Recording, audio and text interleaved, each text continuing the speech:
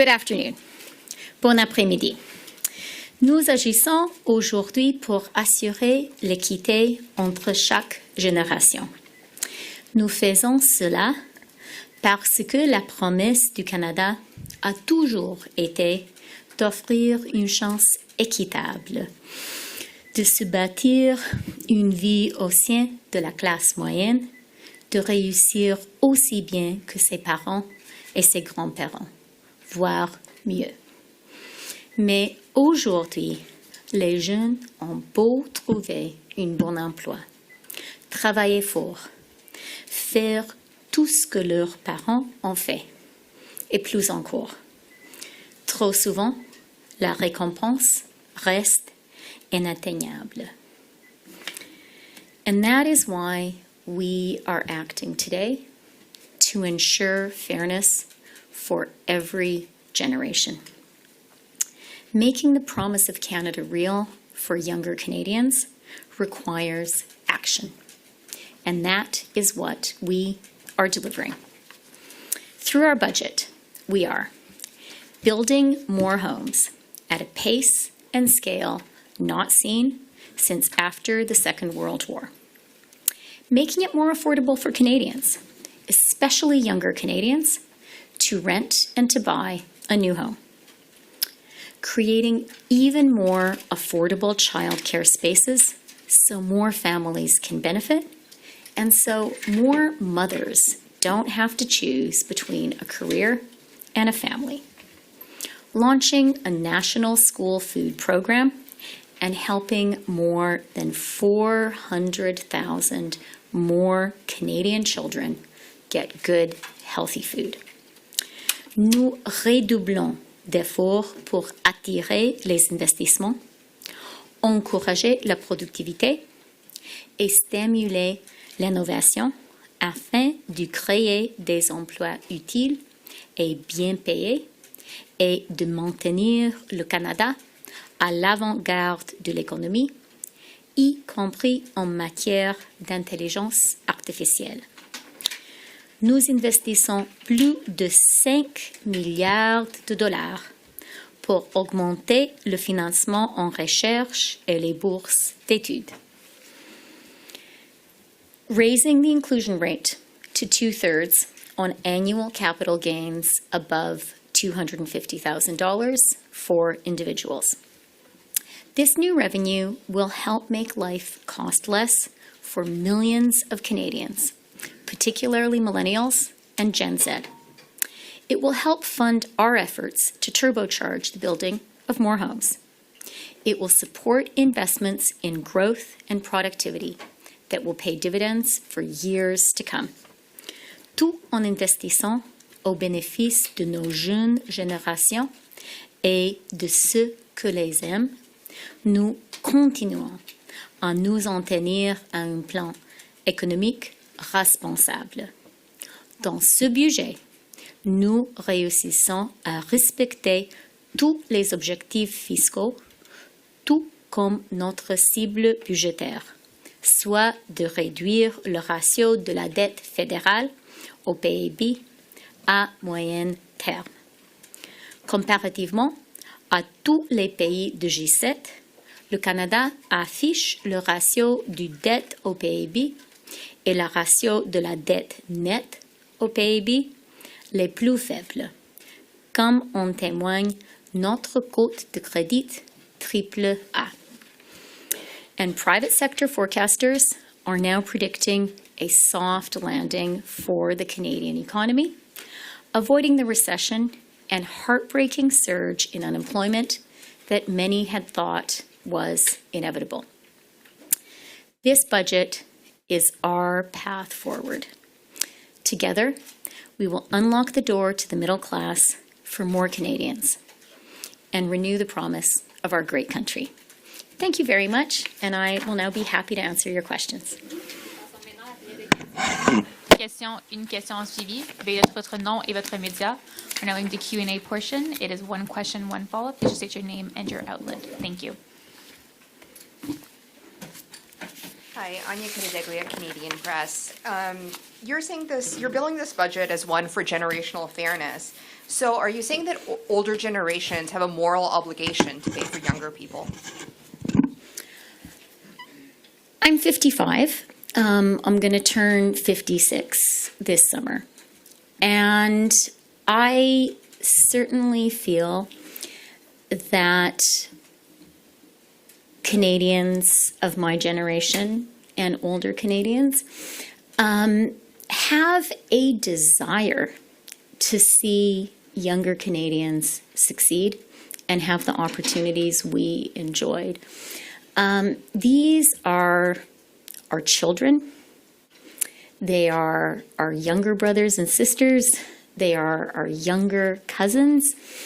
And I think all of us really passionately want younger Canadians to be growing up, to be establishing themselves, to be setting up families in a country where if you have a good job, if you work hard, you can have a good, secure, prosperous life.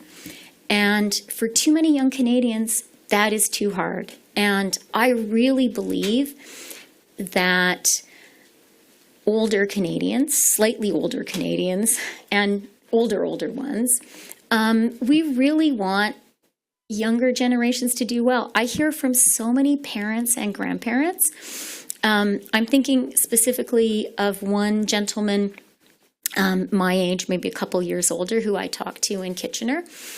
And he was worried about his son ever being able to afford a house. He said, I have one. Is my son going to be able to? I hear that from a lot of people. So I think we, as a country, want our young people to succeed. And my follow-up is about the capital gains tax. I'm wondering whether you're concerned that the changes you've outlined could have a negative impact on attracting investment to Canada. In thinking about raising revenue, we thought very, very carefully about the investment climate. That is one of the principal considerations in my mind, one of the main things that the government is focused on and thinking about.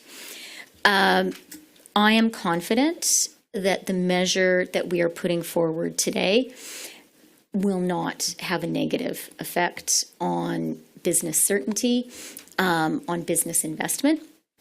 The measure that we're putting forward today is, first of all, about fairness. It was actually Prime Minister Diefenbaker who first broached the issue of capital gains taxation in Canada. And he set up a royal commission that was chaired by Kenneth Carter, who really famously is thought to have said, anyway, a buck is a buck is a buck. And that principle that all income should be taxed at the same rate is a very, very powerful principle. It's a powerful message of fairness. The fact is today, with the tax system that we have in place, a nurse or a carpenter can pay tax at a marginal rate, which is higher than the marginal rate that a multimillionaire faces. And, you know, as Ken Carter said, that is just not fair. It's also the case that the rate that we're putting in place today is lower than the rate that Brian Mulroney established. It's lower than the rate that prevailed in the 1990s. And Canada's economic growth rate, the rate of appreciation of stocks on the Toronto Stock Exchange throughout the 1990s, when the capital gains inclusion rate was at 75%, higher than the rate we're putting in place, was actually stronger on both those measures than after the rate was lowered to 50%. So there's some strong historical, the historical record is strong on that score. What we do look at, and what we are really, really thoughtful about, is METR, the marginal effective tax rate for additional investments in the Canadian economy. I think that that is something that, all people concerned about the Canadian economy should be thinking about. It's something that the Department of Finance tracks very closely. Canada today has the lowest METR in the G7, and that continues to be the case after this new measure is put in place. We have a lower rate than the OECD average. And then the final thing I'll say about business investment is we've actually been doing really well lately. In the first 3 quarters of 2023, Canada attracted the 3rd highest quantum of FDI in the G7 and in the G20. So the 3rd biggest amount, and per capita, it was the highest rate in the G7. I would like that to continue. I think it is really important to attract investment from Canadians and from outside the country, and that is an important consideration. Thank you.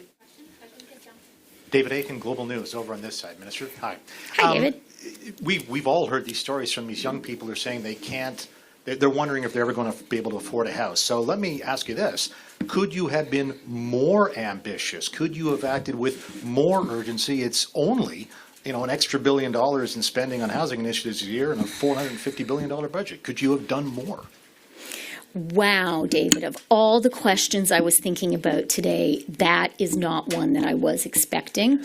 And I welcome that question because it is really important for us to be ambitious when it comes to investing in Canada, and particularly when it comes to investing in young Canadians and in the things young Canadians need. I see that Mike Moffat is here, and I'm sure you talk to him often. I certainly do.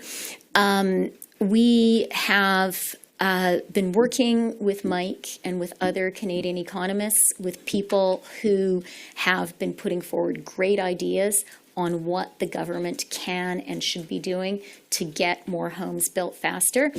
I am satisfied. This is a really, really ambitious plan. Always happy to consider doing even more. And you spoke about the level of ambition of our support for young Canadians, and maybe specifically of our efforts to build more homes faster in terms of dollars. That's important, but actually the reality is the key to getting more homes built faster in Canada is not only or even chiefly more federal money. It is not going to be the federal government that is the main source of money for having more homes built faster.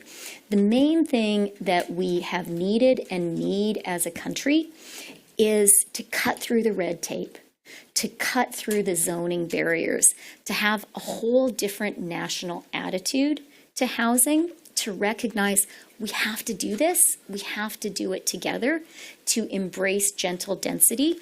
And I have to say, I'm actually really encouraged. I think that we are in the midst of a real turning point, a real tipping point in national attitudes towards housing. I think Canadians broadly have recognized it's great that we're a growing country. I think that's a really good thing, and I think Canadians broadly think that. But I think Canadians have also said, if we want to be an ambitious country, if we want to be a growing country, and if we want our kids to have the kind of lives we have had, then we have to get more homes built faster, and we have to have a different attitude towards it and do it in different ways. That is happening. The federal government is playing a critical role in that, but of course we need provinces, municipalities, private sector, public sector, all to be part of it. And just thinking about some of the non-monetary items in this budget that are aimed at attracting, it seems to me, support of millennial and Generation Z voters. It seems to me that this budget's written quite a bit, thinking about those voters. So thinking about the new right to disconnect idea, can you explain a little bit about how that might actually work and how that fits in with the idea of using other rules and regulations to connect with these younger voters? Yes, I can, and I'm really happy to actually. I do want to say something that may sound a little bit earnest to you, David, but is very sincere. Of course, younger Canadians, millennials, and Gen Z are voters. But I think of them principally as Canadians, as our kids' friends, as our younger brothers and sisters, our younger cousins. And it really isn't fair what they are struggling with right now. It is just harder to establish yourself right now if you are a younger Canadian, and that is not right. And it's really unhealthy for our country. We can't be successful as a country if young people don't feel like, I've heard so many people say, I did all the right things. I studied really hard. I got a good job. I work hard at that good job. And still things don't seem to be working out. And to me, it's about saying, as a country, we have to fix that. I'm proud that we're taking steps to do it. On the right to disconnect. Thank you for pointing to it, because one of the realities of life for all Canadians, but particularly for younger Canadians, is this experience of being always on, of being always available. That's not healthy. It's not a good way to live. As a mother, I would say it's maybe not even the way to be the most productive. But then I'm quite old-fashioned. I actually read print newspapers, Susan. Yes. But it is something, I think we need to recognize the additional pressures that all Canadians, but especially younger Canadians, are under. And we need to be taking active steps to respond to those pressures. The right to disconnect is one way of doing that. Next question. Prochaine question. Pierre-Yves McSwing, Cogeco Média. Vous parlez d'équité dans le budget. Je vous soumets un exemple. Vous avez une personne qualifiée de riche qui a des investissements boursiers, qui peut amortir son gain en capital à mesure qu'il veut. Et on a un couple de l'autre côté qui a un immeuble à revenu avec un gain en capital de 500 000 cette année. Pas de régime de retraite, pas d'avantages sociaux, rien. On est en train de dire à un couple, toute votre retraite est dans un immeuble, vous êtes un riche, vous payez plus d'impôts que les autres, et à un multimillionnaire de l'autre côté, amortissez vos gains en capital sur plusieurs années et vous ne serez pas pénalisé. Est-ce que le gouvernement a pensé à ça? C'est une bonne question. Et vous avez raison que il y a beaucoup de différents investissements et le caractère particulier d'investissement a une relation à votre capacité de réaliser année par année les gains au capital. C'était une réalité le jour après le budget aussi. Et on a eu un taux d'inclusion au gain de capital avant le budget, même qu'aujourd'hui. Alors, le fait qu'il y a des investissements qui sont plus liquides que les autres, ce n'est pas une création de notre gouvernement et c'est une réalité duquel les investisseurs ont toujours pensé et vont continuer de penser. Alors, c'est un élément de ma réponse. Le deuxième élément, c'est que je suis très contente que vous avez souligné l'importance du niveau de 250 000 $ avant le changement, avant l'introduction de nouveaux taux d'inclusion des gains en capital. On a créé ce taux d'inclusion précisément parce que l'équité est importante pour nous Et c'était important pour nous de vraiment cibler ce taux d'inclusion, de vraiment le cibler à ceux qui ont le plus possibilité de payer un peu de plus pour vraiment financer ces programmes pour l'équité, pour tous les Canadiens et surtout pour les jeunes Canadiens et Canadiennes. Mon follow-up serait sur les mesures pour encourager les jeunes à acheter des résidences. Vous dites qu'on manque de maisons au Canada, mais autant le CELIAP que l'augmentation du RAP contribuent à faire une pression à la hausse sur les prix. Est-ce que c'est une mesure qui aide vraiment les Canadiens à moyen terme ou c'est beaucoup plus une mesure électorale? Merci pour la question. Et vous avez raison que la chose la plus importante pour nous, c'est de construire. On a vraiment un manque de logement et on doit faire beaucoup en matière de logement, mais la chose la plus importante, c'est construire de plus et de le faire plus vite. En même temps, je pense qu'on doit privilégier les premiers acheteurs. On doit vraiment les aider à cause de la réalité duquel on a déjà parlé cet après-midi. Parce que c'est vraiment trop difficile et je pense que c'est absolument correct de créer des véhicules qui les permettent d'épargner de l'argent pour acheter leur première maison. En ce qui concerne l'amortisation qu'on a annoncée il y a quelques jours, c'était important pour nous que cette amortisation de 30 ans, c'est seulement pour les nouvelles constructions. Parce que vraiment, on fait attention au marché du logement. On a créé cette possibilité d'une amortisation de 30 ans pour les premiers acheteurs d'une nouvelle construction. Je pense qu'on créera une autre incitative pour les compagnies de construire de plus de nouveaux logements plus vite. Merci. Merci à vous. On aura le temps pour une dernière question. One last question. Bonjour, Maxime Huard, Radio-Canada. Pourquoi ne pas avoir misé davantage sur le contrôle des dépenses plutôt que sur la taxation? J'ai quelques réponses. Premièrement, je suis d'accord avec vous qu'on doit faire attention à la contrôle des dépenses et surtout, on doit faire attention à ce qu'on fait avec l'argent des Canadiens et Canadiennes. Et c'est pour cette raison que c'était important dans le budget d'aujourd'hui d'annoncer qu'on va, dans 4 ans, avoir une diminution des fonctionnaires du service public de 5 000 personnes.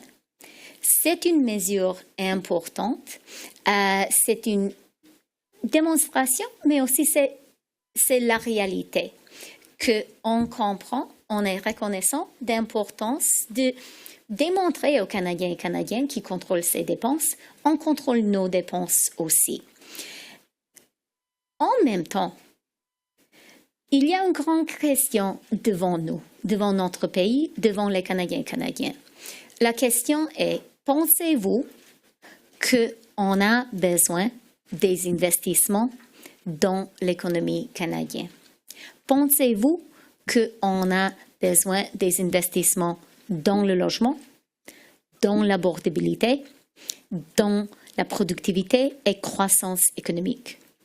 Moi, je suis absolument convaincue qu'on a besoin de ces investissements.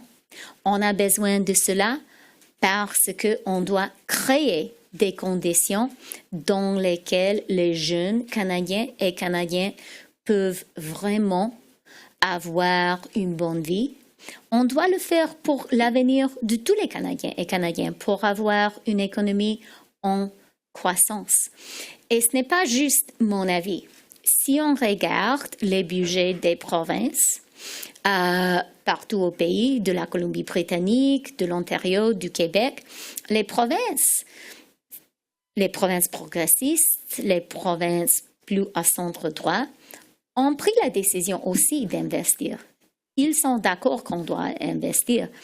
La différence, c'est que la fédérale a pris la décision, oui, de faire les investissements, de contrôler les dépenses, surtout sur les fonctionnaires, et de financer nos investissements si nécessaires dans les Canadiens et Canadiennes, d'une manière responsable du côté fiscal. Ah. Sure.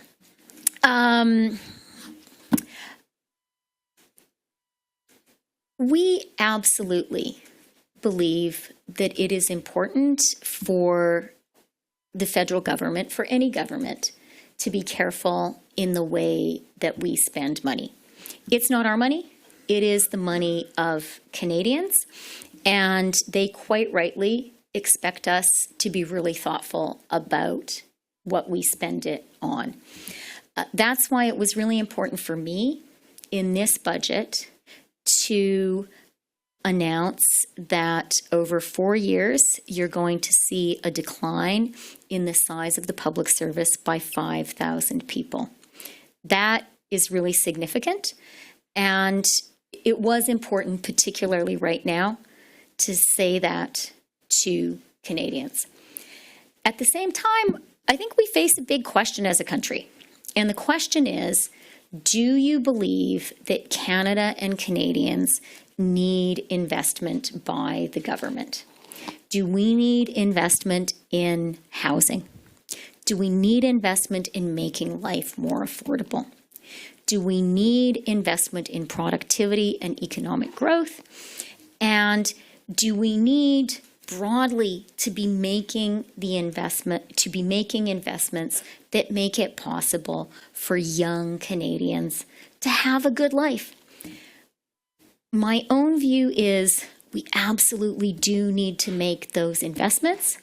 We are making them. And I don't think it is sort of an eccentric view to believe that Canada, a growing country, needs to make investments in our country and in Canadians right now. And I say that in part based on the budgets that we've seen from BC, Ontario, and Quebec, a progressive provincial government to center-right provincial governments. All three have chosen to put forward economic plans that include significant investments because they too see the need to make investments in Canada and Canadians. The difference is, it is my belief that the federal government needs to make those investments in a fiscally responsible way.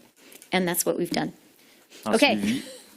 Merci. En suivi, est-ce que vous ne craignez pas de nuire à la compétitivité du Canada avec vos nouvelles mesures fiscales? Non. Pouvez-vous élaborer? Oui. Je commencerai en dire que c'est une question importante. Et on a se posé cette question beaucoup et souvent en choisir les mesures qu'on annonce aujourd'hui. On prend cette question très au sérieux. Pour moi, si vous voulez un chiffre qui démontre que pour nous, la compétitivité est importante et est préservée aujourd'hui, c'est le taux marginaux effectif des investissements, le meter. Et le ministère des Finances a un système bien connu autour du monde pour mesurer ce niveau et pour faire une comparaison entre le Canada et les autres pays du monde. Le Canada a aujourd'hui le taux effectif le plus faible dans tout le G7 et le taux effectif qui est plus faible que le moyen dans tout le OCDE. C'est important, c'est une mesure importante de compétitivité. En même temps, je pense qu'on doit continuer de faire des investissements dans l'innovation, dans la productivité. Les investissements qu'on a annoncés il y a une semaine dans l'intelligence artificielle sont très importants. C'est un investissement important dans l'avenir de notre économie, l'avenir de nos jeunes. Et je dois vous dire qu'en tant que ministre des Finances, mais aussi en tant que ministre d'une comté qui s'appelle Université Rosedale, je suis fière qu'aujourd'hui, on annonce des investissements importants dans les universités, les centres de recherche, les étudiants partout au Canada, un investissement de 5 milliards de dollars. C'est aussi un élément de compétitivité, de productivité. C'est un important investissement dans nos jeunes chercheurs, étudiantes et aussi dans notre avenir économique. Merci. That concludes today's press conference. Est-ce Cette qu'on peut conférence de s'entendre sur les presse. gains en capitaux en français?